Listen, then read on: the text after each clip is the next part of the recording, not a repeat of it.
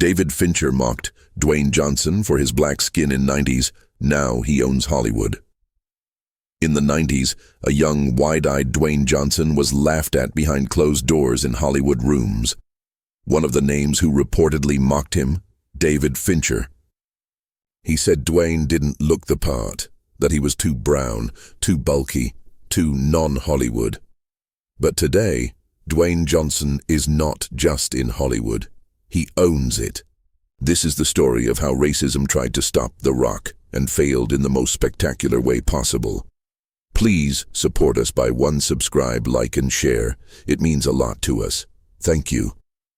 Before he was The Rock, before he had his own production company, tequila brand, and starred in billion-dollar blockbusters, Dwayne Johnson was just a kid with a dream and skin that Hollywood wasn't ready for. It was 1995. Dwayne had just left professional wrestling training, still figuring out who he was. His football career was over. Acting was a wild dream, one he wasn't even sure he deserved to chase. He walked into auditions wearing his dad's old leather jacket, hoping someone would take a chance on him. But the reality of 90s Hollywood hit hard. He was told flat out, "You're too ethnically ambiguous. You're not white enough to be the lead. You're not black enough to be edgy. You look like a wrestler, not an actor." And one meeting behind closed doors would define the fire that would fuel Dwayne for decades. David Fincher, then a rising director after 7 in the game, reportedly reviewed Dwayne's audition tape for a minor role. According to sources from that time, Fincher chuckled and said, "This guy, with that skin, he's not Hollywood material. Maybe WWE material." Dwayne never heard it directly, but Hollywood whispers are louder than screams. The insult reached his ears, and it hurt. But it didn't destroy him. It did the opposite, rejected by agents, mocked by directors, laughed at in casting calls. Dwayne had every reason to quit, but instead he returned to something he knew, wrestling. He wasn't the first in his family. His father, Rocky Johnson, was a legend, but Dwayne didn't want to ride coattails. He wanted to forge his own identity. And for that, he became The Rock. At first, even in WWE, the crowd booed him. He was too smiley, they said, too clean-cut, too forced. But then he snapped. He embraced his charisma. He stopped trying to fit in and started standing out. He became the people's champion. Hollywood couldn't ignore him forever.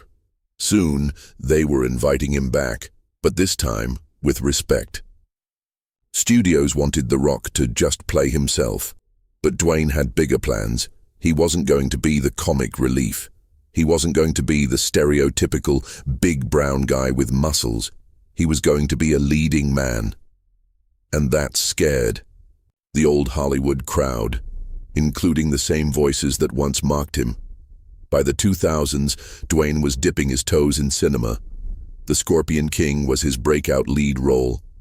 $5.5 million paycheck for his first leading part, still a record. And Hollywood had a problem. Dwayne Johnson was making money, a lot of money. Suddenly, he wasn't just a novelty. He was a bankable brand. Still, the resistance continued. Critics said he couldn't act. He wasn't serious enough. He'd never get roles that required range. But Dwayne didn't wait for roles. He made them. He built a team, hired writers, rejected scripts that boxed him in. He made San Andreas, Rampage, Fast and Furious, and Jumanji global hits. Soon, major studios were calling him, not the other way around. In 2012, he founded $7 Productions, named after the literal $7 he had in his wallet when he first got rejected by Hollywood. $7 wasn't just a company. It was revenge. A cultural statement. He would now own the stories, not just act in them, and David Fincher, still brilliant, still elite, but no longer the gatekeeper. Fast forward to 2019, a major streaming platform proposed a thriller series. Guess who they suggested to co-produce? David Fincher and Dwayne Johnson. The irony was poetic. When the offer came in, Dwayne reportedly smiled and paused, not in bitterness, not in revenge, but in clarity. He said, "I don't hold grudges, but I remember faces, I remember laughter. The meeting happened, they shook hands." Fincher, much older now, reportedly nodded and said, "You proved everyone wrong, including me." Dwayne nodded and then signed on as co-executive producer with full script control. For the first time ever, a man once mocked for his skin now sat across from his former mocker, not as talent, but as a boss. And it wasn't the last time. Today, Fincher speaks publicly about respecting Dwayne's work ethic, how he broke barriers, how he changed the game. But Dwayne? He doesn't dwell on it. He's too busy owning studios, greenlighting films, launching brands, and mentoring others who look like him. Today, Dwayne Johnson is more than a star. He's a movement. He's redefined masculinity in Hollywood, not by being whitewashed, but by being authentically brown, proud, and unstoppable. He's built an empire of family films, action flicks, voiceovers, motivational speeches, fitness brands, energy drinks, tequila, and hope. He represents every kid who was told their skin was too much. He's the face of billion-dollar franchises. The man who once had $7 now sits on Forbes' highest-paid actors list year after year. He supports mental health. He uplifts underdogs. He walks into boardrooms with Samoan tattoos and doesn't flinch when he's the only person of color in the room. Because he owns the room now. And what about those who once mocked him? They faded into the background. The Rock didn't need revenge. He just needed time.